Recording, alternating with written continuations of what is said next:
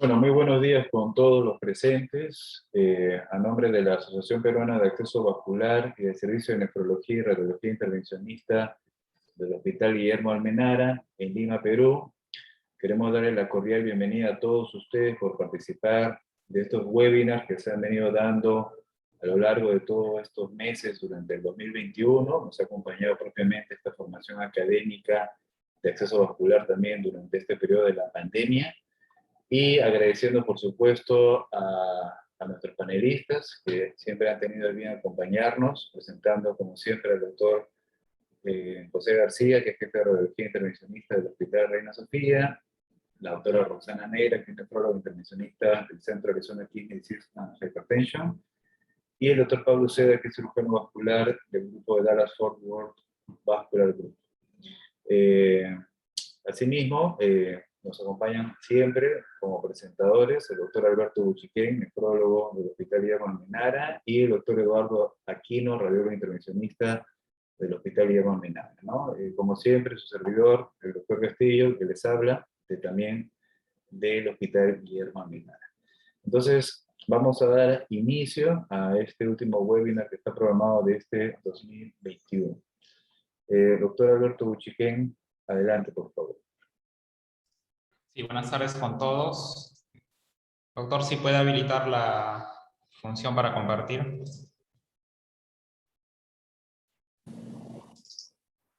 Listo.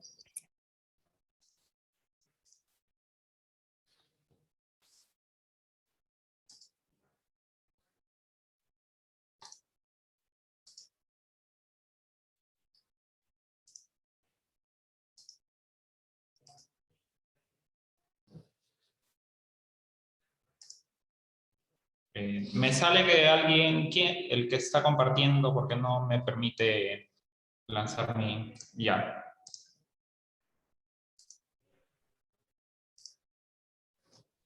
Se ve ahí la presentación, ¿verdad? Sí, adelante. Ya. Bien, buenas tardes con todos. Vamos a presentar el caso programado para este mes. Es un paciente varón de 52 años, es un paciente diabético, hipertenso, que se encuentra en terapia de reemplazo renal de hemodiálisis ya hace aproximadamente 12 años. Tiene una historia de múltiples accesos, sobre todo catéteres, tanto a nivel cervical como femoral, en los 4 accesos. Y tiene también historia de haber tenido una fístula radiocefálica izquierda, la cual fue funcionante durante 3 años y tuvo que ser cerrada debido a un incidente y a una rotura de dicha fístula. Hasta antes de la intervención que vamos a presentar, el paciente estaba dializando a través de un catéter femoral izquierdo, un catéter tunelizado colocado hace aproximadamente 2 años, en el año 2019. Entonces, debido a que durante el mes previo a su hospitalización, el paciente había sido evaluado en múltiples ocasiones de forma ambulatoria en nuestra unidad de procedimientos para revisión y permeabilización de este acceso, se decidió su hospitalización para revisión y posibilidad de un cambio de acceso, ¿no? Entonces, la planificación fue realizar una cabografía con posibilidad de angioplastía y el cambio de catéter. Entonces, esos procedimientos se efectivizaron hace 6 meses más o menos, 5 o 6 meses, en el mes de mayo, donde se le realizó una flebocabografía superior y procedimientos de angioplastía. Entonces, para esa parte voy a dar pase al doctor Eduardo Aquino de Radiología, quien nos va a comentar los procedimientos realizados.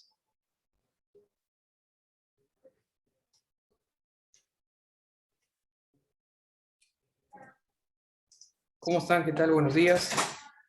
Buenos días. A ver, permítame. Ya, bueno, en el caso de este paciente se realizó a través de los miembros superiores, se realiza la flebocabo superior, ¿no? Este es el lado derecho. Al comando Marle, entré. Del lado derecho vemos una oclusión a nivel del nacimiento de la vena innominada, ¿no? Está totalmente tapada, múltiples colaterales cérvico-torácicas. El siguiente video. Y también igual desde el miembro superior vemos que también tiene una oclusión a nivel central, ¿no? En el origen de la vena innominada izquierda.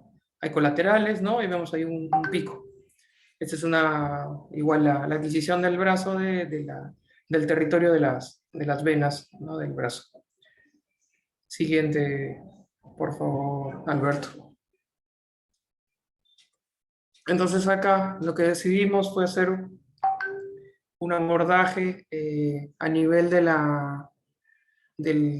inicialmente se procedió a hacer el abordaje yugulo-subclavio con una punción directa, ¿no? En la vena izquierda, ¿no? Y intentándose hacer la recanalización y el cateterismo, ¿no? de este acceso, pero no resultó exitoso del lado derecho.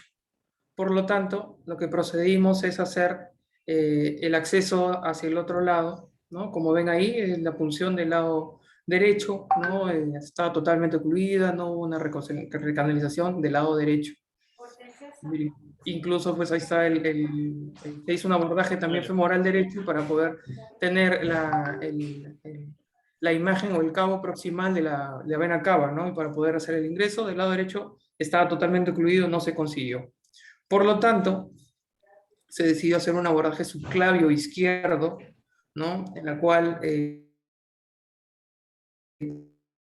con un introductor hicimos la flegocavo, vemos el pico de la zona de la oclusión, teníamos todo este segmento ocluido de la vena innominada, tenemos acá el catéter proyectado, que tiene a través del acceso femoral derecho, y la segunda imagen.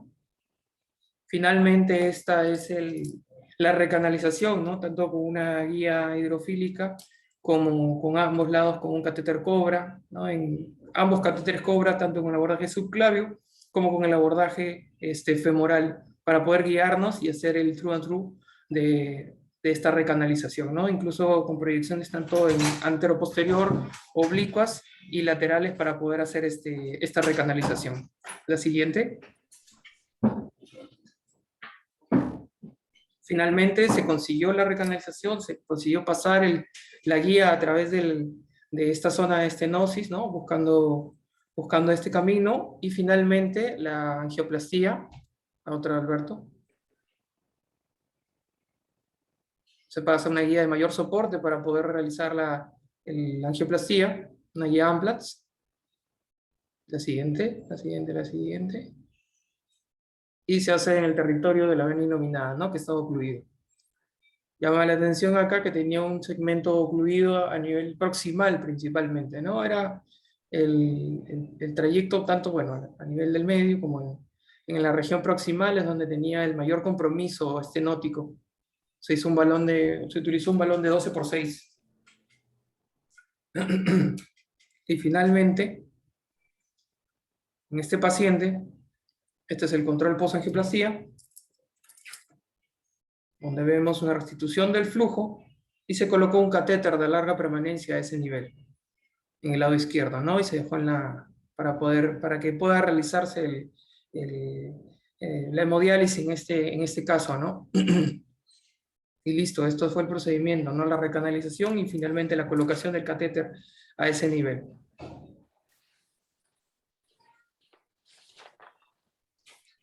Sí, gracias, Eduardo. Antes de la discusión quería presentar esta parte de la evolución.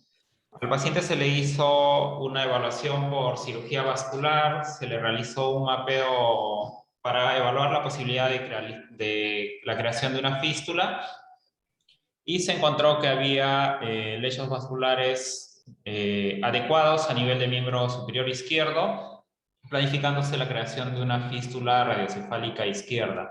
A nivel de miembro superior derecho también el diámetro de las venas era el adecuado, pero teníamos el problema de que no se logró recanalizar la oclusión a este nivel, ¿no? Entonces, por lo cual la recomendación fue intentar la creación de una fístula en miembro superior izquierdo.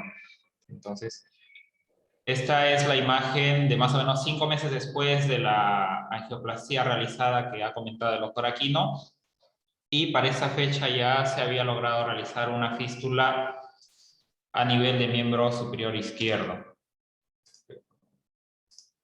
Aquí está. Se le realizó una fístula radiocefálica en miembro superior izquierdo. Y este es el control ecográfico de más o menos 7 semanas posterior a la creación, que fue realizado hace pocos días, ¿no? El paciente todavía estaba dializando por el catéter colocado en el mes de mayo, por el catéter tunelizado yugular izquierdo. Se le ha dado ya la indicación, la ecografía es reciente, se le ha dado la indicación ya para probar la fístula para el inicio de la hemodiálisis y posteriormente el retiro de este acceso.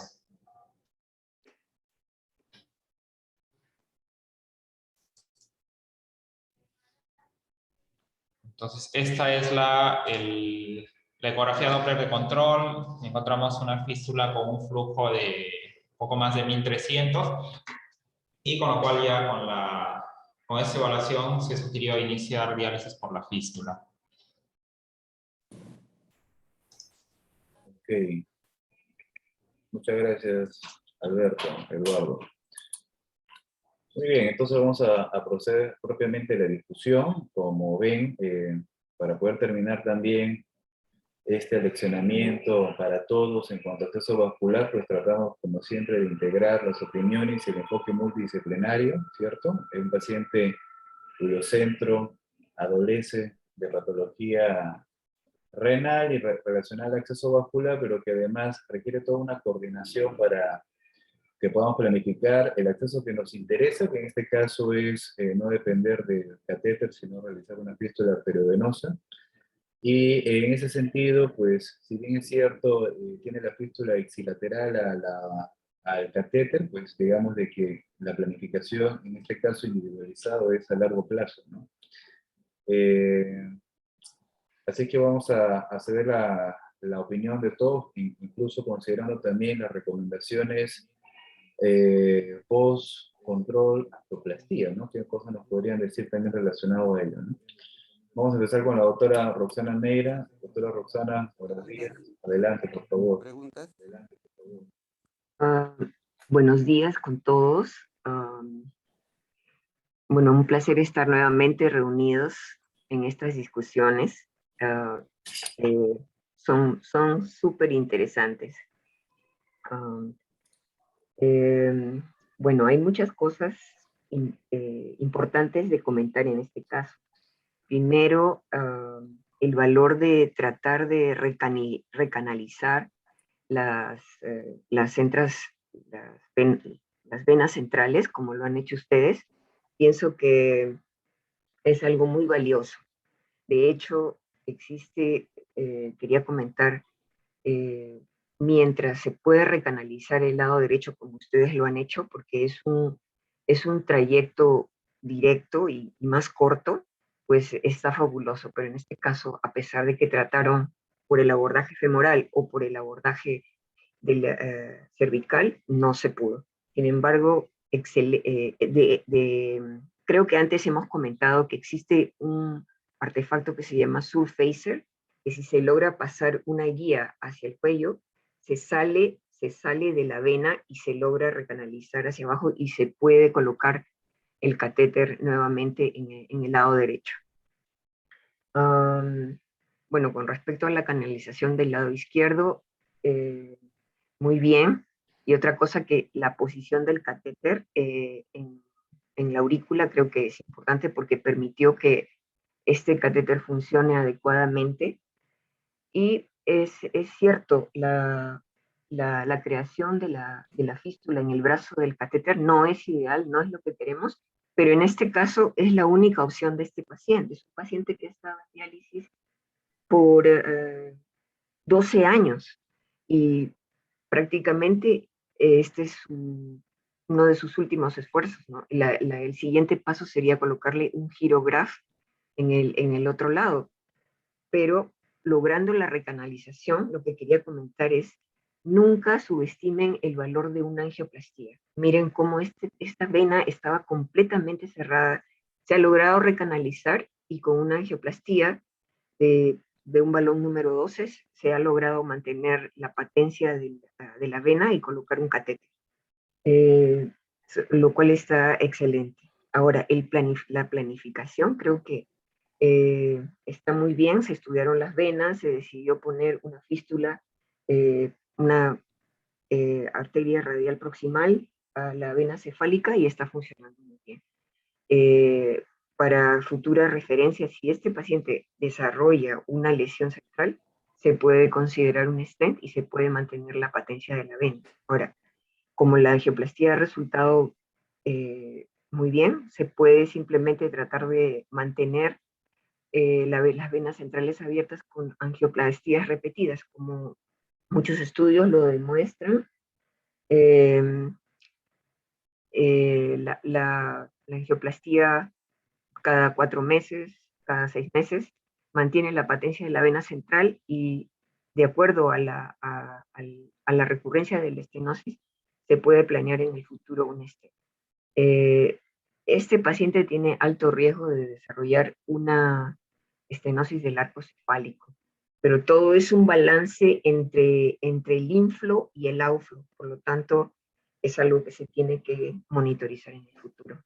Y tiene un buen flujo de 1300 y les pregunto cómo está el pulso y cómo está si hay unos síntomas en la mano o no tiene síntomas distales. Ese sería mi comentario. Ok, gracias, doctora Roxana. Doctor Alberto, ¿hay esa información clínica? No, la ecografía fue reciente, pero el vascular no nos comentó que hubiera alguna sintomatología o algún hallazgo resaltante a nivel de la mano, ¿no? Del lado. Está con indicación de iniciar la diálisis y canular la fístula para valorar cómo va. Vale, gracias. Ok, vamos a terminar de hacer la ronda de los panelistas y luego procedemos con preguntas. Doctor Pablo Seda, muy buenos días. Adelante. Buenos días, gracias por la invitación nuevamente. Un caso muy interesante. Como dijo la doctora Neira, la recanalización del lado derecho es más fácil porque es más corta. Y sin embargo, si se logra recanalizar la izquierda, enhorabuena, sobre todo si yo siempre soy el proponente de poner el acceso en el brazo que no es dominante. Ahora, es obvio que el procedimiento de recanalizar la vena innominada izquierda de una oclusión tan larga es encomiable, porque no es algo difícil, se requiere un poco de fortuna a veces, ¿no? Cada vez que yo veo una oclusión de este tipo, en realidad no sé si va a ser muy, muy complicado o no. A veces el alambre, de repente, el alambre va, el alambre guía. Y entonces, yo considero entonces cada recanalización de una oclusión de este tipo, casi de la totalidad de la vena brachiocefálica izquierda, como algo muy preciado y por lo tanto lo trato de mantener.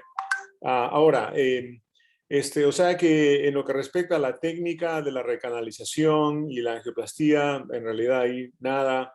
Los únicos comentarios son positivos, ¿no? Me parece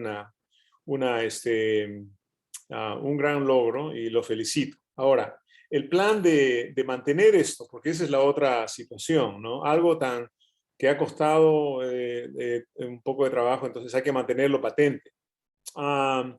Y a mí me preocupa el hecho que, en primer lugar, el catéter, claro, el catéter va a mantener la patencia de la vena innominada, pero creo que escuché que colocaron el catéter por la subclavia. Entonces, si eso es cierto, entonces se sabe que el catéter en la vena subclavia va a causar una oclusión de la vena subclavia y eso va a tener probablemente una situación si ocurre, una situación más difícil de manejar que inclusive la oclusión de la vena innominada, porque el tratamiento de la vena subclavia puede ser difícil de manejar.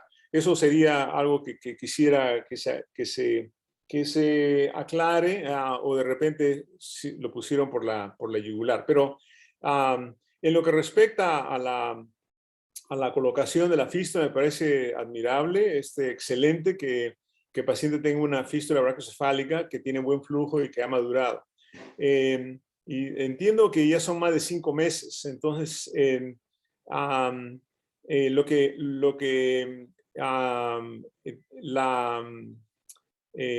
vena innominada no va a estar ocluida mientras el catéter esté ahí. Y entonces yo creo que lo que hay que hacer es, una vez que se use, tendría un plan de evaluación un poco agresivo, ¿no es cierto? Con una venografía inmediata luego que se retire el catéter de diálisis y para evaluar la vena innominada y para hacer otra angioplastía que probablemente la van a necesitar y también evaluar la vena subclavia izquierda si esa es la que se usó para colocar el catéter, ¿no? Este tipo en mi experiencia, yo en realidad en la vena, en oclusiones de este tipo de la vena brachiocefálica tengo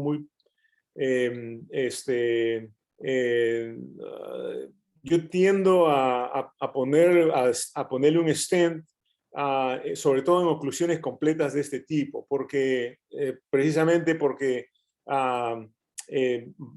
valoro el trabajo que ha conseguido recanalizar y además porque por lo menos en mi experiencia la patencia de stents de la vena brachiocefálica es excelente con angioplastías.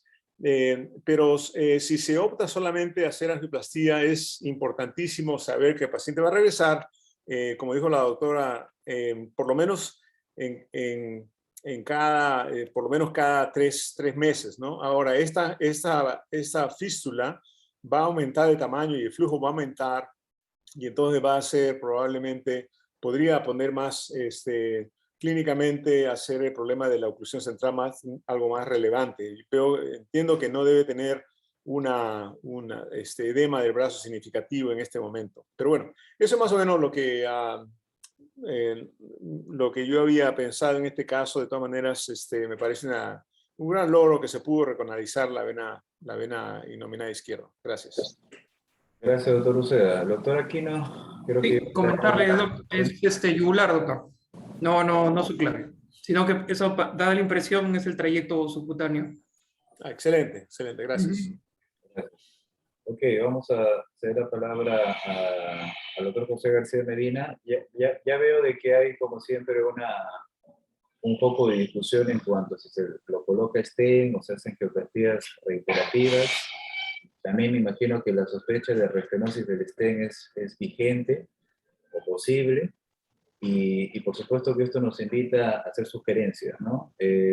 Bueno, o antes de leer la palabra al doctor García Medina, bueno, y también para que también pueda opinar sobre ello, el control, como escucho, de que se le haría a este paciente cuando se le retire el catéter, ¿podría ser inmediato o podría ser, no sé, a lo mejor en un par de semanas o en un mes? O sea, no sé a qué punto se podría protocolizar la sugerencia, ¿no?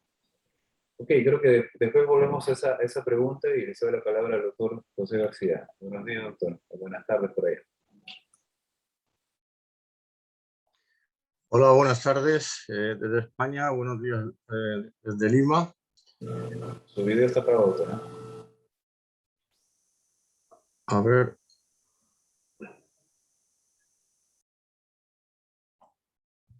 No me deja iniciar el vídeo, no sé por qué. Ya, no hay problema, doctor. Adelante. Sigo entonces, aunque no me vean. Ya, no se preocupe, doctor. Lo escuchamos muy bien, lo escuchamos muy bien. Vale, no, es que le doy a iniciar vídeo, pero me dice que no se puede iniciar la cámara de vídeo, no sé por qué. Bueno, pues si me escuchan, entonces sigo hablando. Bueno, muchísimas gracias de nuevo, como en anteriores ocasiones, por estos webinars tan interesantes.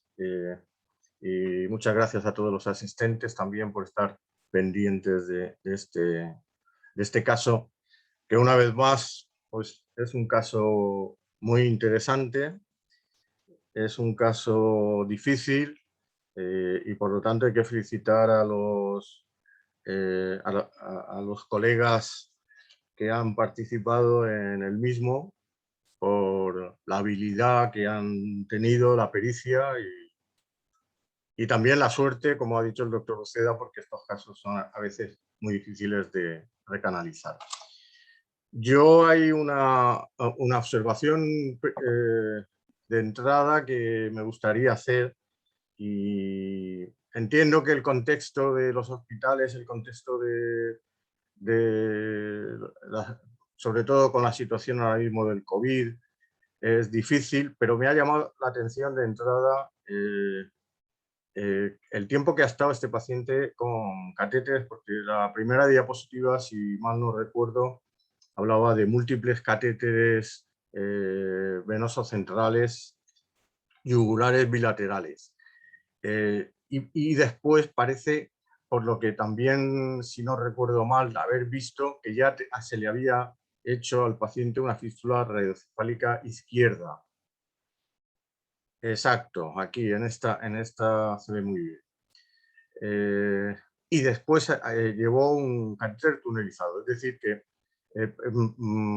después de ver al final de todo el proceso, con los mapas vasculares que se le hacen, que tenía posibilidades en ambas extremidades superiores de hacer fístulas nativas, pues me llama la atención que el paciente haya estado dializándose con catéteres venosos centrales cuando tenía posibilidades de hacer fístulas incluso nativas. Me imagino que el contexto, las dificultades, pues habrá hecho que esto no haya sido posible empezar la diálisis con una fístula nativa.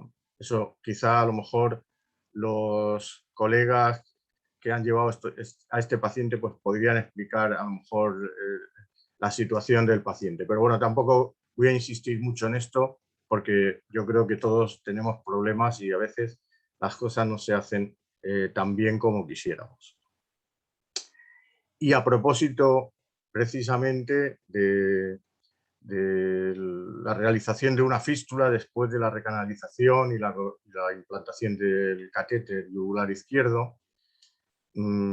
A propósito de esto, quisiera hacer una observación porque pudiera haber ocurrido que el paciente no se hubiera podido recanalizar tampoco el tronco venoso brachiocefálico izquierdo. Vamos a suponer que primero se intentó el derecho, no se consiguió, y después, afortunadamente, se consiguió recanalizar el izquierdo.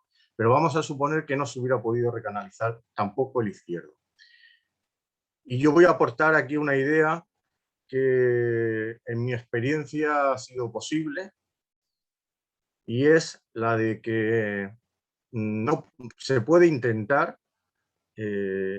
si las condiciones vasculares de las dos extremidades superiores son factibles para realizar una fístula, por supuesto lo más distal posible, y para evitar que sea una fístula de alto flujo, como ha sido el caso de esta fístula, que se ha llegado a más de 1 litro por minuto de débito, con una lesión venosa central. No, en mi opinión y por la experiencia que tengo, no es una contraindicación absoluta para realizar una fístula en cualquiera de las dos extremidades donde haya venas y arterias factibles. Esta es una idea que dejo caer, que les lanzo a ustedes, porque en mi experiencia he tenido pacientes con lesiones venosas centrales que no se han podido recanalizar, pero sí que han tenido venas y arterias factibles, se les ha conseguido hacer una fístula distal o incluso en el peor de los casos una fístula proximal en el codo.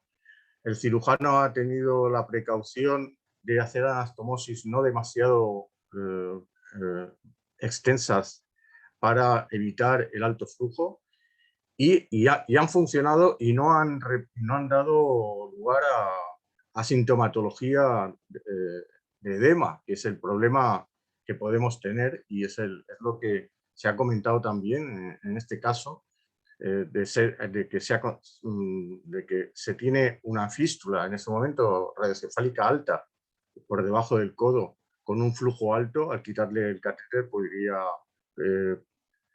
conducir a un cierre de todo el tronco venoso innominado izquierdo, que es el que se ha recanalizado, y abocar a un edema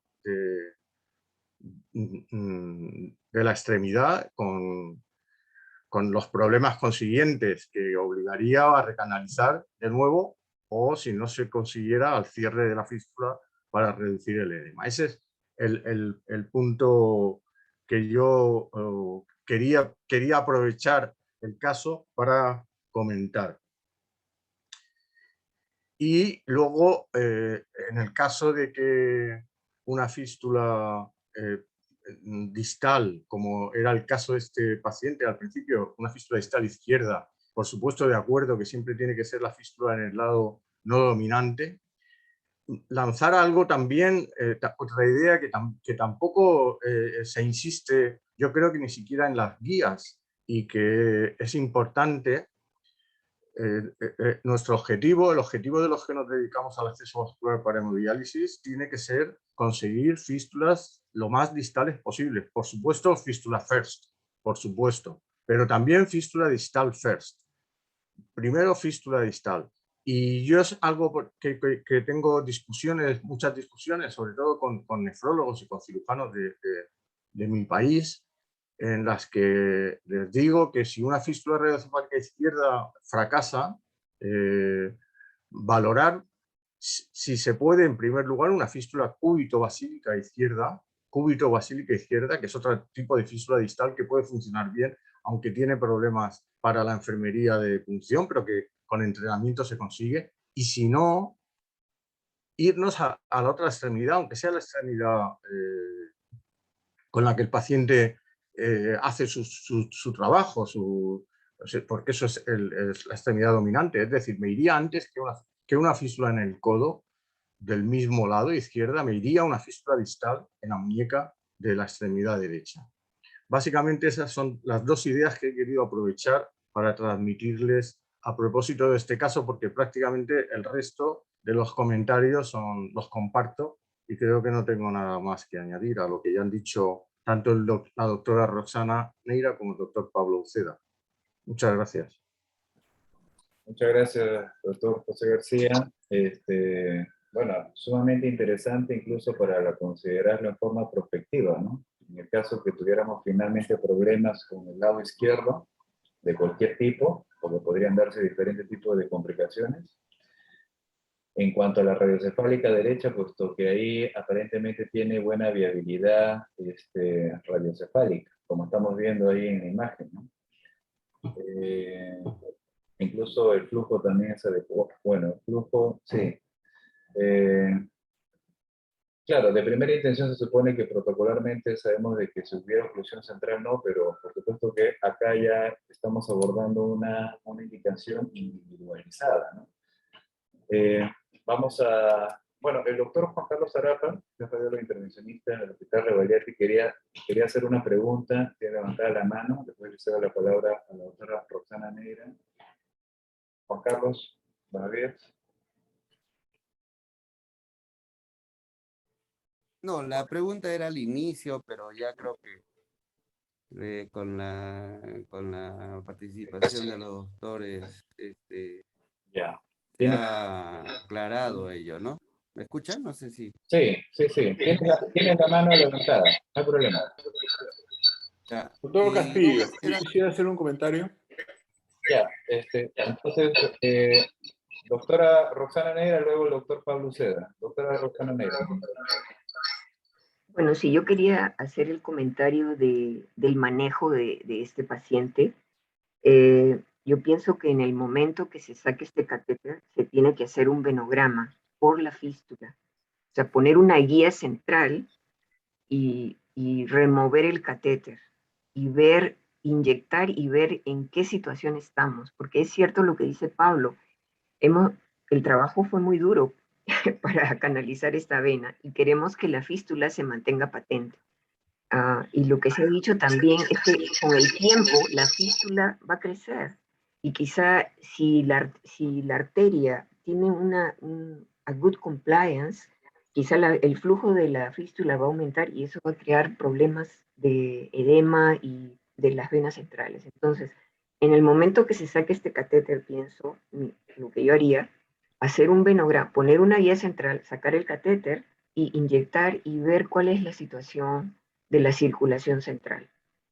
Si es necesario, que pienso que podría ser necesario al momento del catéter, hacer una angioplastía y hacer un seguimiento muy cercano, yo diría, o ponerle un stent quizás. Si ustedes ven que la vena no está respondiendo a la angioplastía que ustedes hagan, yo inclusive consideraría un stent, pero primero haría una angioplastía y observaría quizá con un seguimiento de 2 o 3 semanas.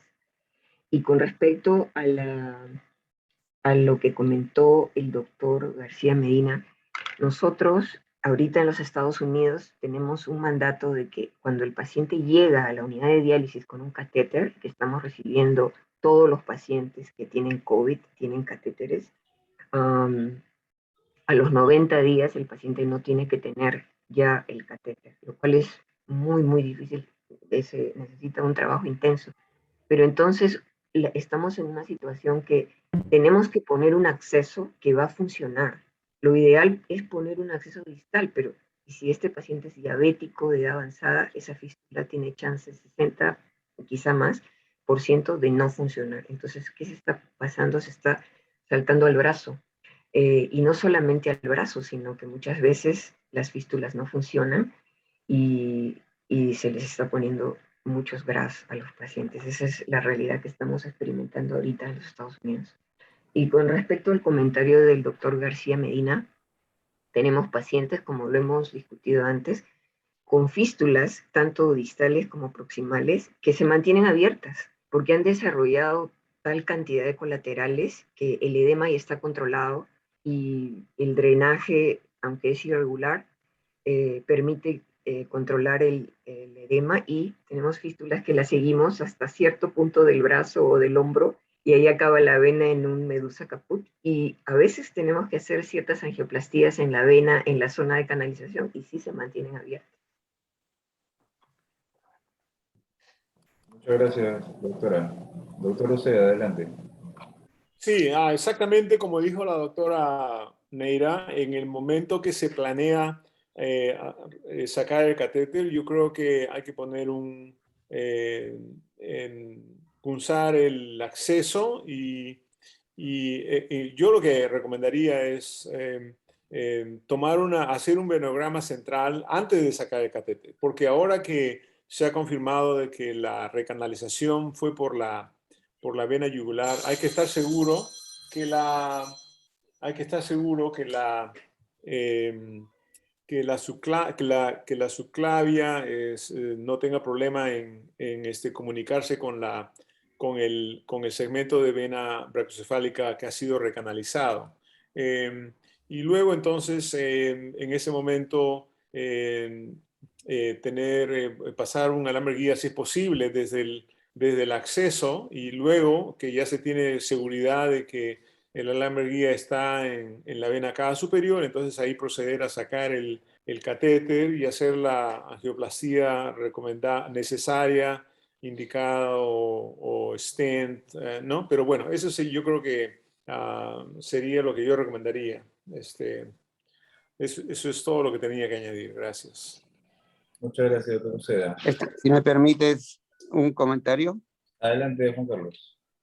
Sí, era sobre el caso, escuchando a los doctores y viendo el caso, yo creo que todas las estenosis venosas centrales y que han tenido un antecedente de utilización de catéteres temporales o permanentes, es un indicativo de que si tiene una fístula arteriovenosa, el síntoma, el problema es el edema de miembros superiores, ¿no?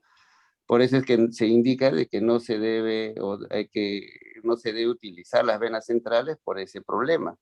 En este caso, que ya ha tenido una vena cerrada con antecedentes de varios catéteres y se ha logrado permeabilizar una vena innominada y se le ha colocado un catéter, yo creo que va a tener, o hay que pensar de que este paciente en un gran porcentaje va a tener un problema de venas centrales, ¿no? Ahora, el hecho de haberle realizado una fístula en un brazo que ya tiene una vena central, bueno, habría que pensarlo bien, porque al final yo creo que pensando en que vas a tener que colocar un stent, vas a tener que trabajar mucho en esa vena, ¿no? Yo creo que no teniendo todos los medios necesarios, colocar un catéter altos en en venas centrales es bastante lo que puedes hacer que colocar a nivel femoral, ¿no? Entonces, escuchándolos que sí, que puede funcionar, que puede tener no problemas de edema y todo eso, sí, pero en la mayoría de casos sí va a tener, ¿no? Entonces, por eso yo antes de haberle hecho esa fístula, hubiera pensado mucho, ¿no? En indicarle. No sé qué opinan los doctores, ¿no? Aló, buenas. Ahí yo quisiera opinar. A ver, sí, nos acompaña el doctor José Ruiz, cirujano vascular. Adelante, José, y con tu intervención terminamos para hacer solamente un comentario final. Adelante, José. Claro, bueno, nuestra realidad vamos a encontrar una alta incidencia de estenosis centrales en nuestros pacientes. Y el trabajo que han realizado de abrir es un caso complejo. Entonces, sí, yo creo que la indicación en este momento era hacer una fístula, ya que tiene un acceso ya asegurado por un tiempo, lo más distal posible, ¿no? Ahí sí observar la ecografía que tiene un flujo de 1000, lo cual yo tal vez ahí tienen habría que revalorar ese flujo. No creo que llegue a 1000 esa fístula, tendría algún síntoma, aunque sea de edema por la presencia del catéter y todos los signos de colateralidad. No, creo que en estos casos sí hay que insistir en la fístula, aunque nos tome trabajo, pero lo más distal posible, ¿no? Porque eso va a evitar una segunda intervención. Así se tape la vena, se la estenose, una fístula distal le va a permitir compensar esa estenosis, ¿no?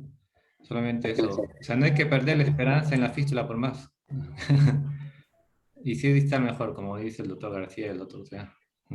Gracias, doctor José Ruiz. Bueno, acá el objetivo, el esquema de enfoque, por lo menos en nefrología con integración con las otras especialidades, es promover, en este caso en especial, también el desarrollo de la fístula arteriovenosa, ¿no? Por eso incluso podríamos conciliar el desarrollo de una fístula distal radiocefálica derecha eventualmente. Por supuesto que estamos hablando nuevamente de algo que no es que sea algo de lo primero que concibamos, ¿no? Pero en este caso en particular probablemente podría plantearse, ¿no? Lo que sí quiero agregar en relación a nuestro contexto, las fístulas cubitales casi, si bien es cierto que se podrían planificar, casi no se promueve porque todavía no hay una integración por completo, en este caso con el manejo ya propiamente con enfermería en los centros de hemodiálisis, ¿no? Hay toda una preparación de entrenamiento propio para canular las fístulas en esta posición, ¿no? Entonces, eso todavía no hemos podido todavía integrarlo del todo, ¿no? Y el tema que mencionaba al comienzo el doctor José García, bueno, sí, acá en el contexto propio de aquí, sí que tenemos pues una historia también en cuanto a cómo se ha enfocado el acceso vascular, ¿no? Y por supuesto que ha habido problemas en cuanto a problemas de referencias para que alcancen cita a los pacientes con cirugía vascular.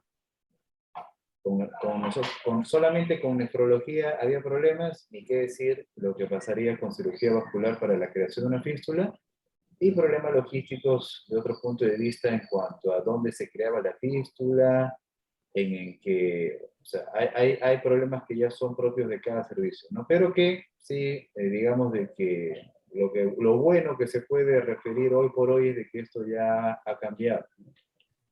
Y que ahora sí nuevamente se está promoviendo como corresponde. Bueno, incluso probablemente uno se va a adherir incluso a las guías inglesas en que sugieren menos de 6 semanas para que el paciente tenga la fístula arteriovenosa desde el inicio del hemodiálisis, ¿no? Porque la población incidente con catéter probablemente no se vaya a modificar grandemente, eso ya requiere otro tipo de intervención, ¿no? No sé si tiene un comentario final el doctor José García, y de ahí le cedo la palabra al doctor Eduardo Aquino, y con eso concluimos. No, bueno, solamente hay algo que me ha quedado así un poco rondando sobre lo que ha dicho la doctora, del problema de estos pacientes que son diabéticos y urémicos y que debido a ello tienen problemas para la maduración de las fístulas, ¿no? Hay algo que también a mí me gusta insistir mucho con los nefrólogos, es que las calcificaciones arteriales de estas fístulas, de estos pacientes urémicos, diabéticos, no tiene por qué ser un obstáculo para hacer una fístula distal. ¿Por qué? Porque si conseguimos que el cirujano haga una anastomosis, que ya sé que es difícil en arterias con calcio, incluso a veces en venas fibróticas, si conseguimos que el cirujano haga una fístula distal y dejamos pasar esas semanas en las que ya podemos nosotros acceder a esa fístula, una dilatación con balón de la arteria radial, esa calcinosis que es generalmente difusa de la arteria radial, puede, con balones de 4 milímetros de diámetro, pueden hacer que esa fístula madure. Por lo tanto, hay que darle una opción también incluso a los pacientes con calcificaciones arteriales, porque también puede salvar la angioplastia, puede salvar esas fístulas y hacer que maduren. Es el comentario, creo que aprovechando el comentario de la doctora Neira, quería transmitirles. Muchas gracias. Gracias, doctor José García. Doctor Eduardo Aquino, para terminar. Bueno, sí, gracias en realidad por ya terminando este ciclo de casos clínicos de todo el año. Hemos aprendido muchísimo, ¿no? Agradecer a todos los profesores, a los maestros que de verdad que han aportado muchísimo. Algo que me había olvidado comentarles, por ejemplo, que en la angioplastia de la vena inominada fueron 3 ciclos de 3 minutos, ¿no? Y eso es algo que, por ejemplo, no lo hacíamos y ahora sí lo utilizamos, ¿no? Es importante acá mencionar el equipo multidisciplinario, como dice el doctor Castillo. Es cierto, ¿no? Antes habían estos problemas, pero ahora lo que se trata es de trabajar en conjunto, ¿no? Para poder rescatar de alguna manera, de hacer lo más que se pueda para buscarle un acceso vascular, ¿no? Ya no depender de los catéteres. Definitivamente este paciente tiene una historia de errores que se ven, ¿no? De catéteres, que de repente pues, pudo haber tenido una fístula inicial y no estar en estas condiciones, ¿no? Entonces, se buscó inicialmente incluso recanalizar a la vía central y se colocó un catéter, porque el hecho de que tenga catéteres femorales, pues las condiciones no eran ideales para él.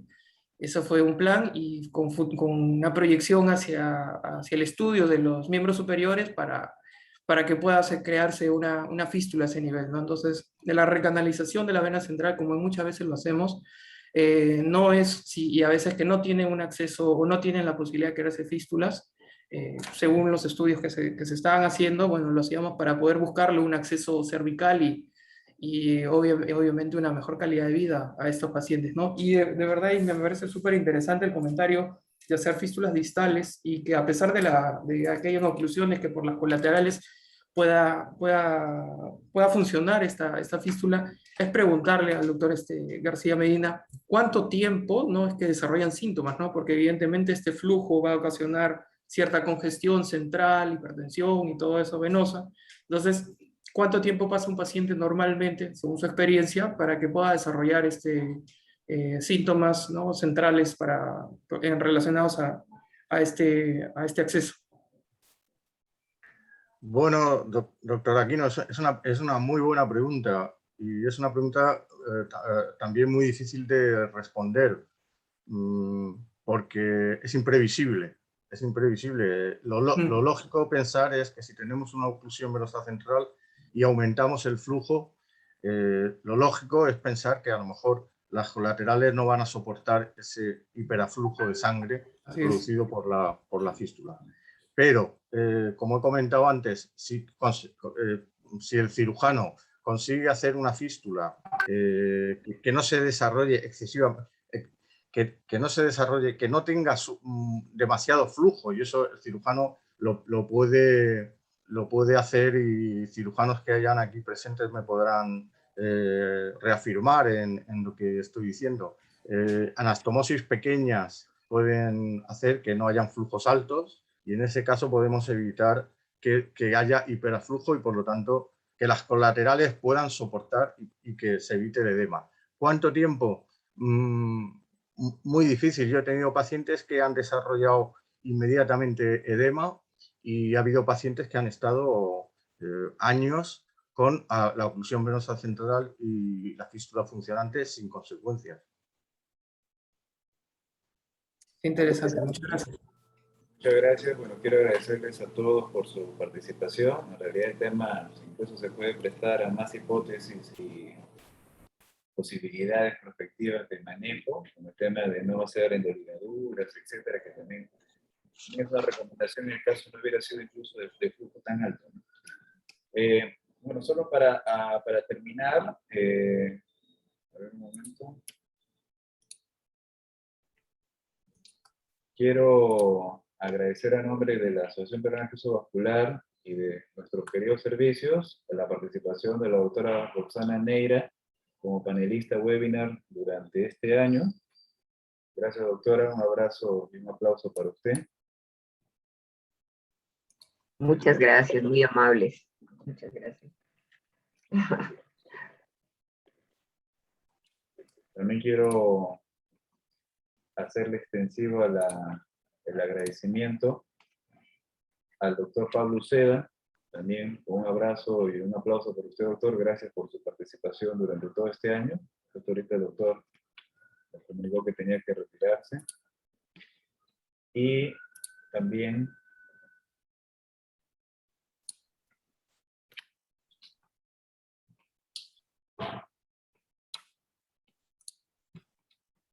quiero extenderle el agradecimiento al doctor José García Medina. Muchas gracias, doctor José García.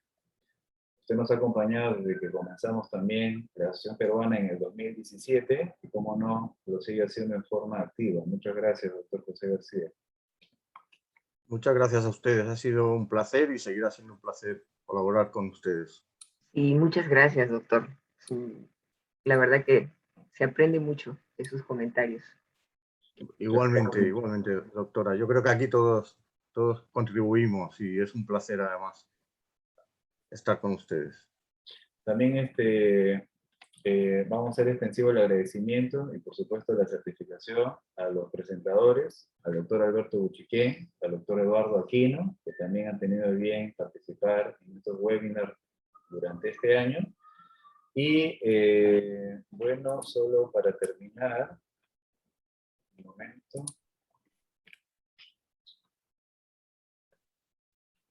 Para terminar, quisiera extenderle la invitación a todos y, como no, extenderlo a sus colegas para el tercer congreso que se desarrollará de modo virtual ahora en diciembre, en lo cual justamente vamos a desarrollar toda esta temática que nos atañe en cuanto al acceso vascular para la mejora de nuestros pacientes.